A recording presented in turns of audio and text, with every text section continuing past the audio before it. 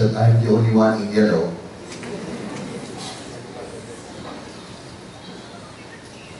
Without the yellow, I would be a panda.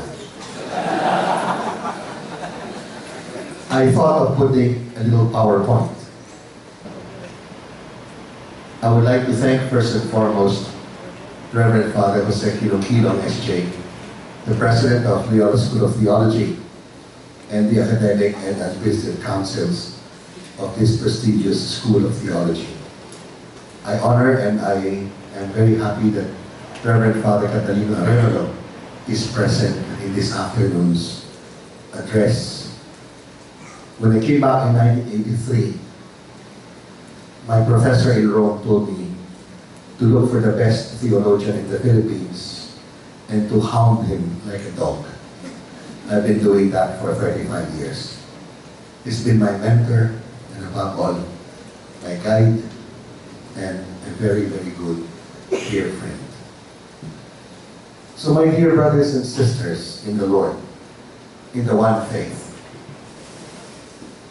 my dear graduates, you commence today. What do you commence? It's a new phase of your life. Some years back, you counted years.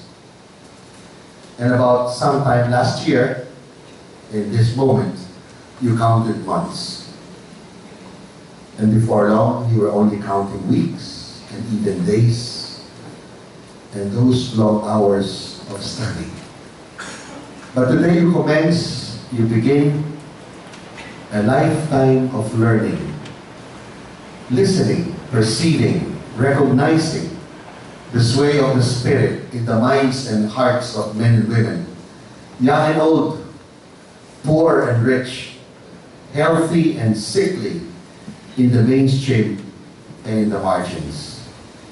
Studying theology now becomes a constant theologizing, a constant grappling with the human questions of why and what for. It is good to realize at this juncture that the God question never wears out.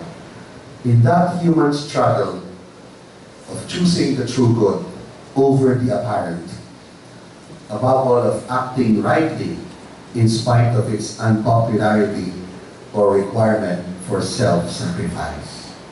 My dear graduates, welcome to the world of Jacob, the man who wrestled with God.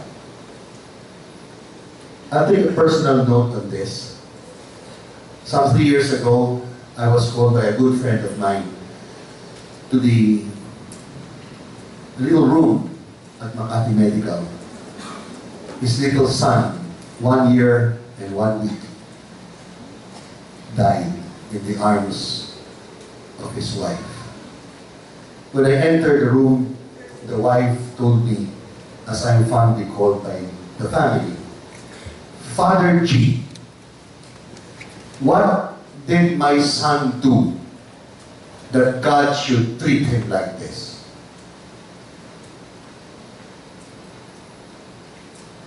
I saw the eyes of a tiger, of a mother, not only grieving, but a mother that was greatly distressed.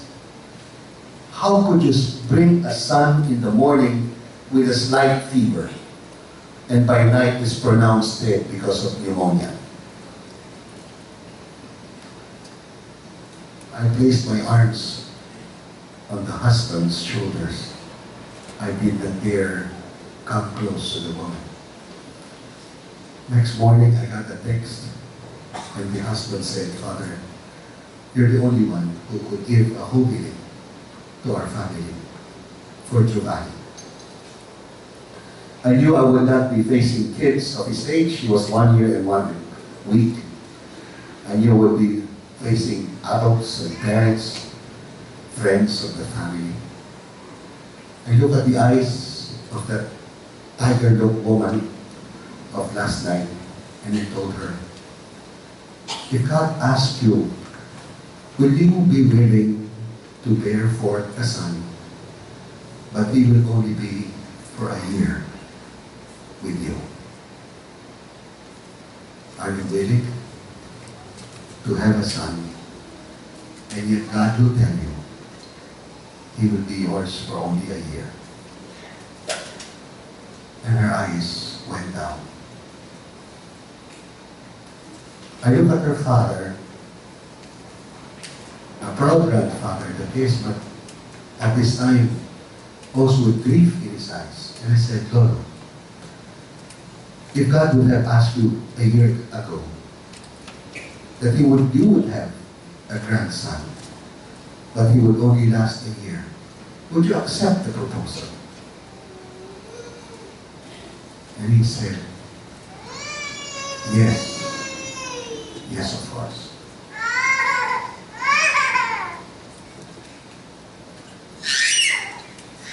That is the world where we are in. We grapple and wrestle with that. But this day also marks, in our Tagalog language, araw ng pagtatapos. Not only commencing, but we are also finishing something.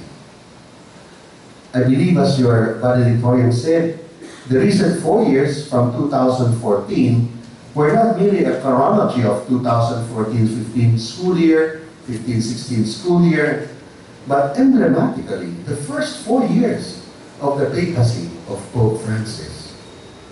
And he has written 3 landmark apostolic exhortations, and each one of them bear the good news of the Christian core experience, the joy of the risen Lord.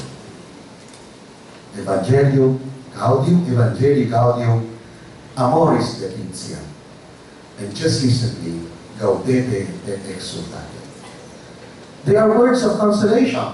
They are words of encouragement, especially in our context of a dreary atmosphere of violence, ethnic cleansing, hatred. But above all, I believe the gestures and actions of Pope Francis have always and consistently been the warmth of God's mercy and compassion. Hindi lang po magandang balita, nakabubuti na balita. More than a theology that speaks to the mind, we have seen by His own presence with us in January 2015, the theology that ignites the heart. It's been 35 years that I've been doing theology in the classroom setting, and I found it quite easy, though taxing at times, to represent the thoughts of John Paul II and Benedict XVI. But these past 4 years, I found it difficult, above all challenging, to follow the example of Pope Francis.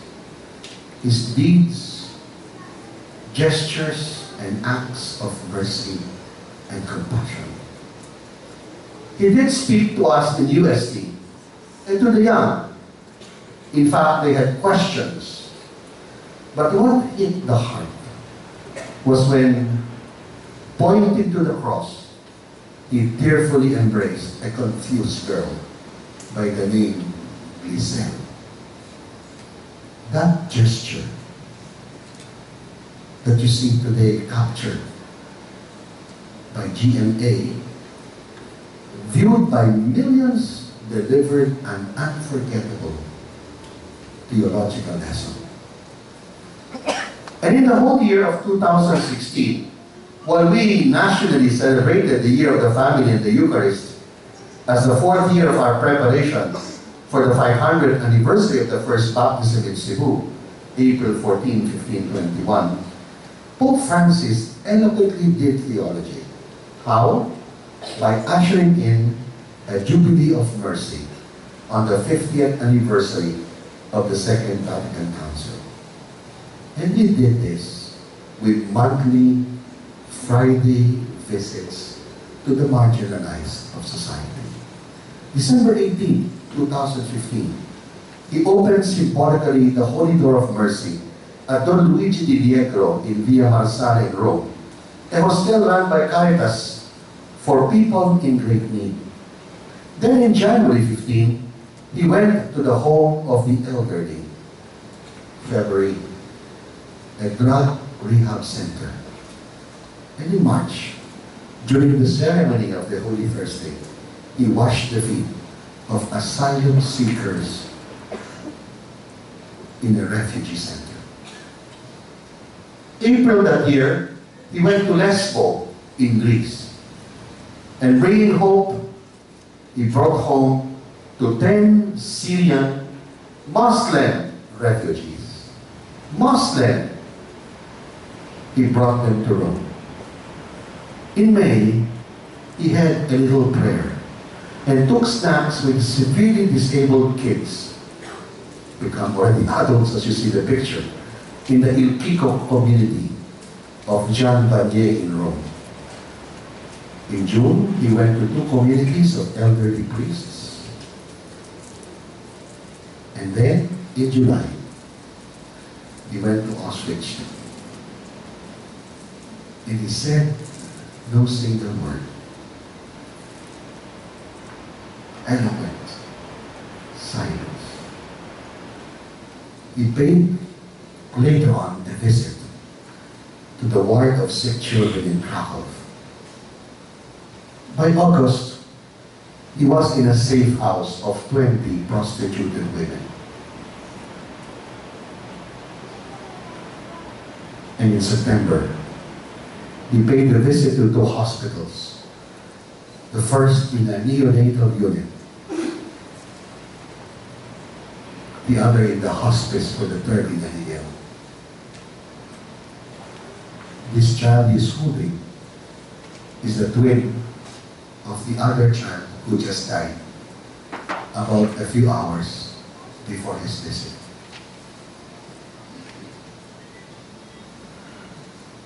October, SOS visits of children in Rome, children in situations of risk, but the best is saved for last. He took a drive to Ponte Denona in the eastern peripheries of Rome to find 8 former priests with their families. And the first question he asked was, how are your papers? Can I be of help?